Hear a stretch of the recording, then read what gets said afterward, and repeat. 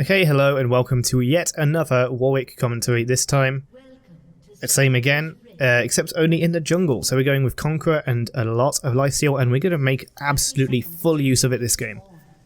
In this game it's quite, I guess, not difficult in the traditional sense, but difficult in the, well, what was our bot lane? Yeah, we had LeBlanc support, a Singe top, and Swain mid with a Felios bot lane. Things aren't always too cooperative, and there is a little bit, not necessarily of flaming, but a little bit of blaming towards the start. Mostly at the jungler, because we do lose 3 dragons in a row. But for what we're going to see later on, we'll find out that is absolutely not a problem.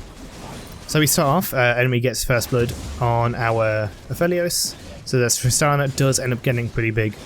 And as what we're going to do is we're going to actually take as much jungle as we can right now. I come in here just because Kayle appeared mid. Hopefully we can get a kill, and with some nice play by Swain, we are able to get that, and with some weird decisions by Echo, we're also able to get that.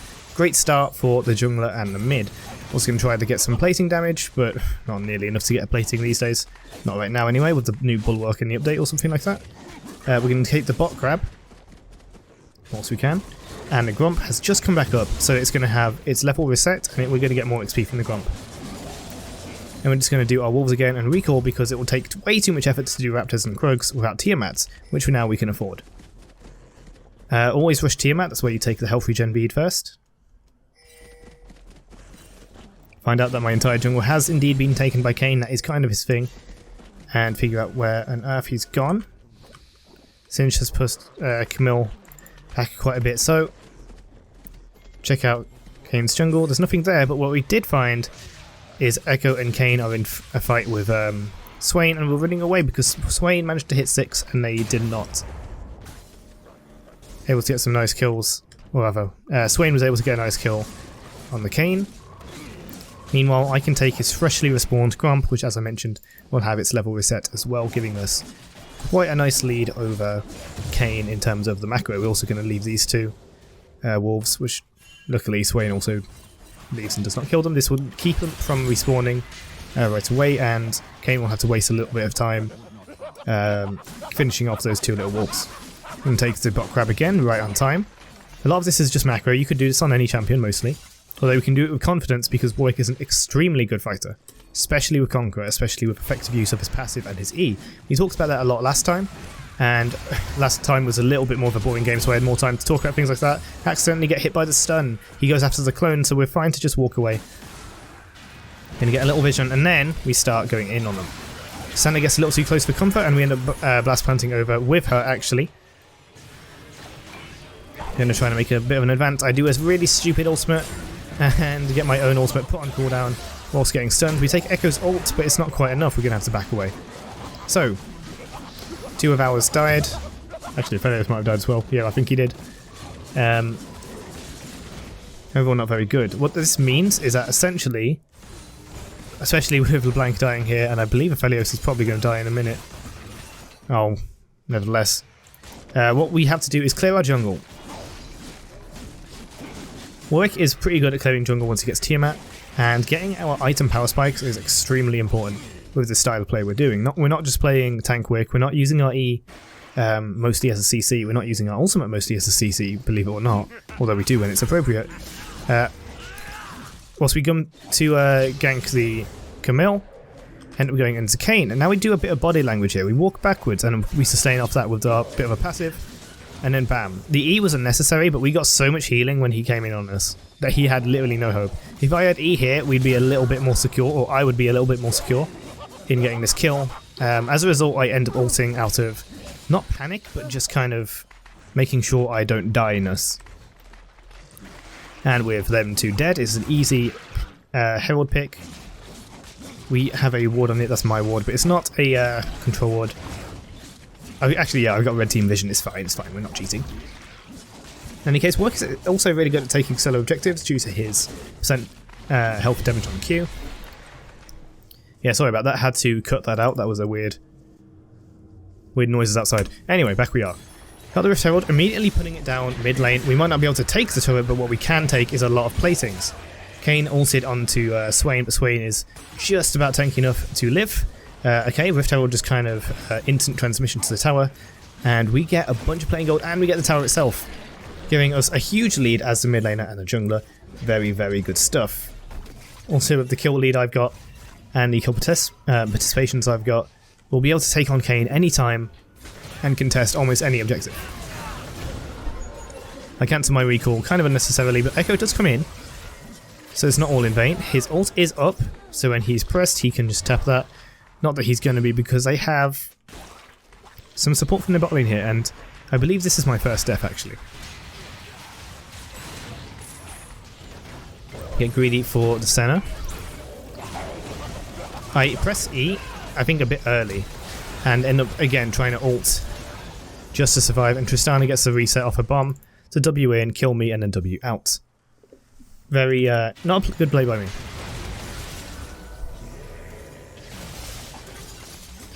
If I was thinking a bit more, probably wouldn't have engaged that in the first place. Probably wouldn't have panic ulted Echo either. Also, again, not the best management of my E. But it definitely gets better as the game progresses, so let's keep watching and let's see what happens. If you haven't seen the previous game, you can check it out in the top right corner, or in the links in the description, or in the end screen most likely. If it's not there, again, slap me in the comments and I will go ahead and add it. Anyway, our bot side died, so you might be thinking, why am I not going in for the steal? Well, why would I go ahead and risk my life to give them an even further lead by shutting me down, or killing me, I guess. I don't really have a shutdown anymore, when I can just get the guaranteed gold off of farming. I'll take the guaranteed gold. My team did not like that particularly very much. But now I learned that the NVK didn't actually have smite, which is a little bit sad, but how could I know that? Unless I literally looked at him all the time. Now we're going to fight Camille. Camille is going to get greedy on the turret. I think the minions might have been able to take it on their own. And then we're going to auto attack her down. She's going to use her abilities and her Q. She's not going to get the outer edge of the W because I'm way too heavy on the melee. Going to slap that Tiamat. I press E as we come to half health, just in case she does some burst with her Q and her Sheen. And that did reduce it, not the true damage half, but it did reduce the Sheen damage. And I would probably be on slightly lower health, not necessarily be dead, but it's a nice precaution, just in case she had a bit more damage as well. Since she didn't have teleport, we were also able to clear this wave easily with Singed Gas and my Tiamat. Then I'm going to slap that whilst he does stuff over here. Apparently not very much. And then we get the turret gold as well. We might be down on a Mountain Drake, which is a little sad because I do like having high resistances as a drain tank. But it's fine because we got objectives and kills elsewhere, and again, our macro is seeming quite alright.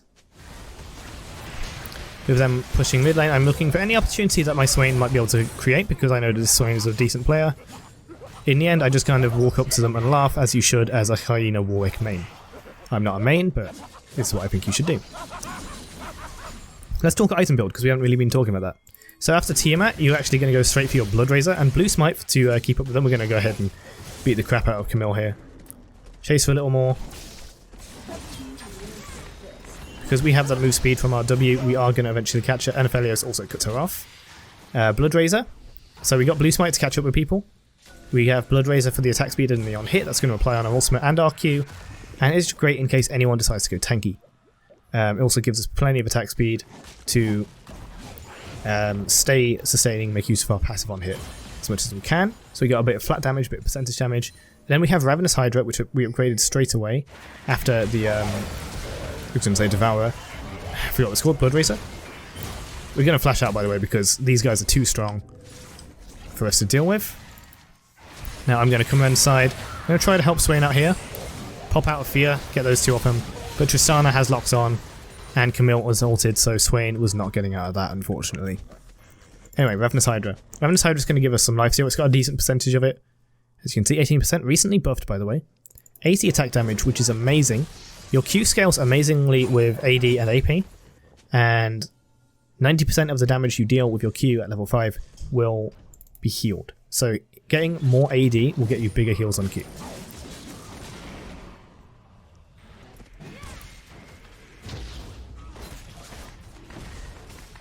And of course, it's just a convenient thing to upgrade in Tiamat, where you can go Titanic.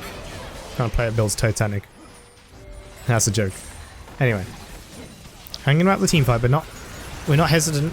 I mean, no, we are hesitant. We're not just going to ult in on anybody. We need our ultimate to sustain. That is a different concept with this style of play I've, I guess, developed. Also, yes, it's great initiation. There are better initiations than a Warwick ult. And you'll see me use it if there's a chance to pounce onto someone, like right now. Found that low health Rust, just hanging about, and we're going to smite and Q him just to secure the kill and get out of there before Tristana can do anything. Tristana is currently 8-0 with Rapid Fire Cannon and Storm Razor taken right out of my Thresh build. She just forgot how to be she forgot how to pick Thresh. Meanwhile, I'm going to push this bot lane a little bit. Now this was a bad idea. I should have just focused on the tower and got out. But Sin started on the Camille, so I thought I'd help him out. And then I chased Camille way too far and landed right into the enemy's hands. They're all coming. They're all here. Kayle Raziel's his way through the wall. That might be a bit of a niche reference. And then Aphelios has to burn his flash to get out. Maybe he doesn't have to burn his flash, but he did. So that was a bad decision, but that's okay. Now we've got Recurve Bow, Ninja Tabai, and Negatron Cloak. That's going into Wit's End, which is one of the best drain tank items in the world. It's a shame our boy Aatrox was not able to see it. Okay, Recurve Bow again, attack speed, more on-hits, more Blood Razor, more lifesteal, especially at low health. So when you have lots of attack speed, your passive healing on your passive, which gets tripled by the way, only gets better at low health because you're doing more on-hits. That sounds basic, but believe me. Don't know why people aren't building enough attack speed on Warwick. I know he gets it in his kit, but why not max out? Again, keeping on top of the farm. There might be fights going on nearby. There might be people nearby. But do you think I'm going to give up my farm to Kayle? No. Do you think I'm going to stop farming and become weaker? No. We move up to stay with our team when Rust decided to ult me. Again, keeping a bit careful. We got to back up. We got to back up. Also trying not to get the passive on anyone. They're all very low. And maybe I could have killed someone, but Tristana goes a bit too ham. So I just give her a little nibble and she won't die. Just like that. Wit's End, by the way, is also going to be great against their Echo, and it's the only magic resist I'm going to need against their Echo. After that I can just say Echo is no longer a threat. I can do whatever I want, even if Echo is there. We can keep pressuring. There's a stun going on. Echo coming in, he gets stunned. We can do some damage. His ghost is ready. He's going to pop back into his ghost. Do you think I care? I have lifesteal now. Not quite a Wit's End. I do flash. This is very greedy. And then we don't get him. I haven't mentioned that this is a normal game, by the way, so I'm just kind of testing the limits, as usual. Until later on where I kind of try hard. I do kind of leave Swain to die, but what could I have done against those two when I don't have many resources available? No ult. Now, we've got the Wit's End. We also have Bramble Vest, which is going to help cut down on any lifesteal Tristana has. She has a Vamp Scepter right now. And of course, cut down on any healing from someone like Echo if he happens to attack me. Camille, who definitely has Conqueror. Right? No, she has Grasp, okay. Kayle has Grasp and he's Rast as well. So the Grievous Wounds is all around, once again, just an overpowered thing that you simply need because Conqueror is everywhere, Lifesteal is everywhere. And we're playing one. We're playing a massive guy who uses Lifesteal. It's amazing that the enemy does not take Grievous Wounds just in time, but we do have strategies against Grievous Wound, which we take as a precautionary measure, even though we didn't need it in this game. We'll talk about that when it comes. So I tiamat around the bot lane, the enemy is pushing mid lane, Camilla's top lane, and Kayle went bot to defend what I had pushed. I'm going to come back into mid. Get some good poke on Tristana. Now we're waiting for opportunities again. If Tristana ever shows herself, I will ult onto her. But I'm not going to ult onto anyone just because someone told me to. Press W to check who's about. This is a good tactic, by the way. Unfortunately, it does not show blood trails in the replay. So definitely have to do some lights. Here we go. She's totally exposed. She's dead. I have to just another also after that. Echo kind of zones me with the W. Maybe I could have just straight up chased him. But I didn't have the balls. Now, Camille. She'll show up again. I'll be just like, hey, I killed you when you were a level above me. How the heck will I be able to die to you when I'm behind? See that heal? It's insane, isn't it? And we can laugh, wait for Ascent to get caught, and then kill her. We're not going to look at that because we kind of fast forwarded through it. And it's always good to highlight techniques of a drain tank style of play. because they tend to be lost and can seem really simple, like, oh, I could do that with my eyes closed, and then until you realise exactly what's going on.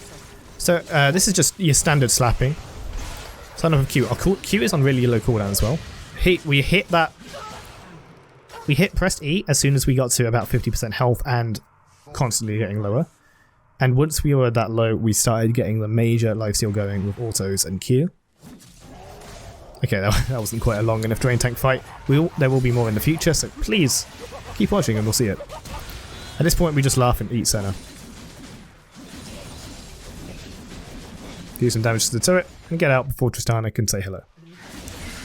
At this point, a 1v1 with Tristana would be down to resources, so if my ultimate is up, Tristana dies. At that point, I believe I managed to hit her, but then shielded me away. Something like that, it's not really worth looking at. Anyway, more of a fight coming up here. It's me and Swain versus the world, so let's see what happens. Start off walking away. Now, when there's a guy next to us, like that, we want to heal. Now, we get center W, but that does take a moment to come up, and even before the center W goes down, actually it's a root, isn't it? We were able to go all the way up to full health using our Ravenous, Wits, Blood Razor, and all that. We see the low health Kayle, we flash, and we also attack him. We bomb plan over. Secure kill on center with 2 autos. Remember, people on low health, you have lots of attack speed against them. We also Q. At this point, we're on high health, so we don't need to care. No one is killing us at this point. Don't mind the steam. And at that point, dragon is coming up. As I said, they got 3 dragons. And the times when they were studying the dragon, I was studying the blade in my jungle, getting all kinds of macro and getting all of these power spike items that let me 1v5.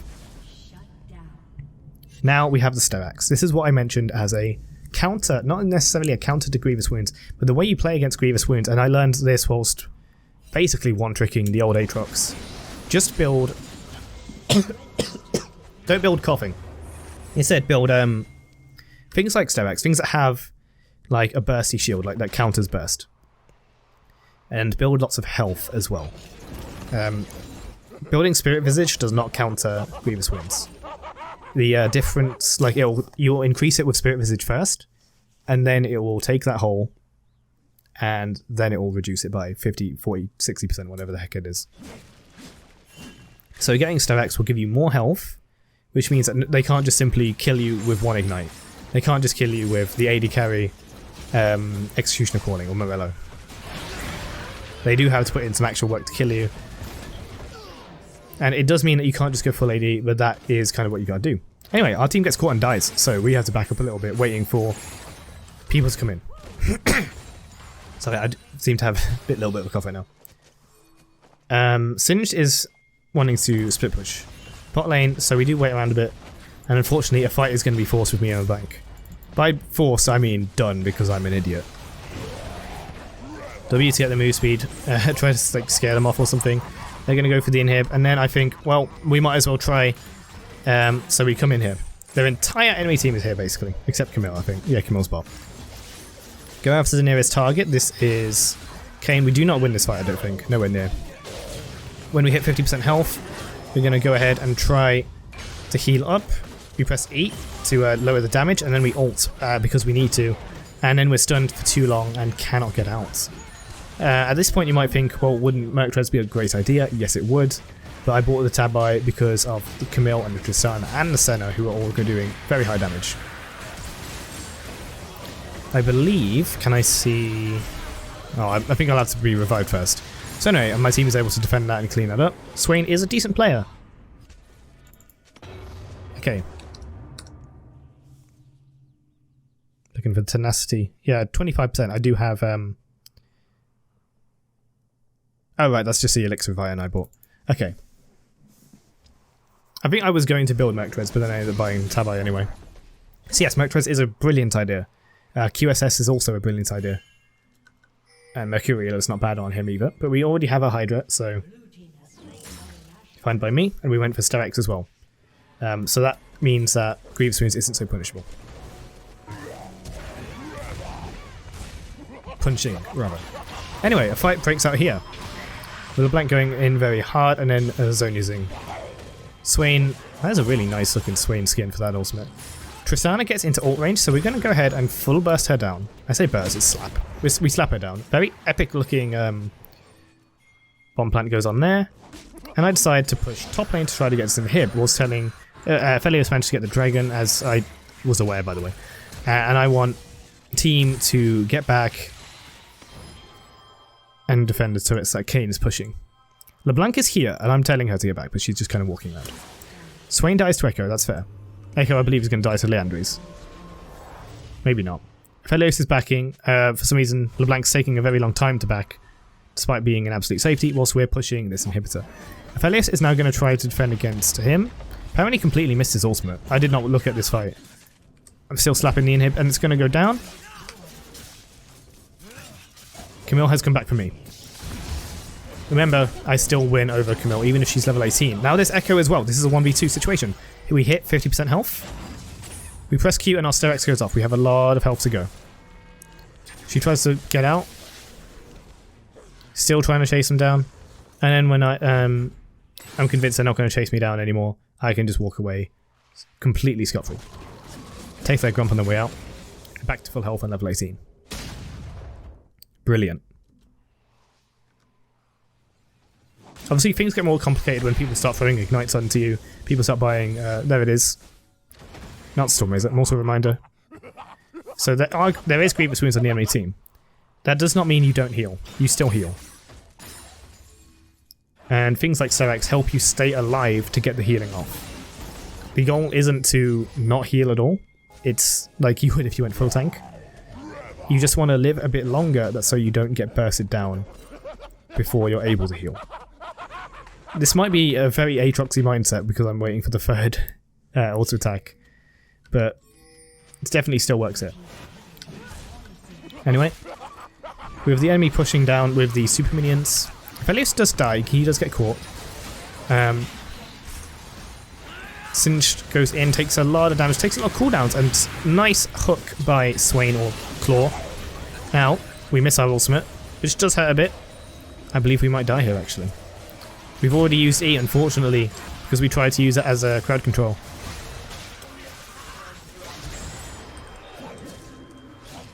Rast's very low. Able to take him out. No, we don't die here. We're fine. We're going to go after the rest of them. Camille and Echo left. Literally, they left. And then we're going to push them in. We want to get that in here since they lost the fight. I don't fear them. Camille's going to jump onto me. Echo's going to try to get another stun. I'm out of that. We got the bite when we got onto low health, and then we start to get the fear off. She kited me during that.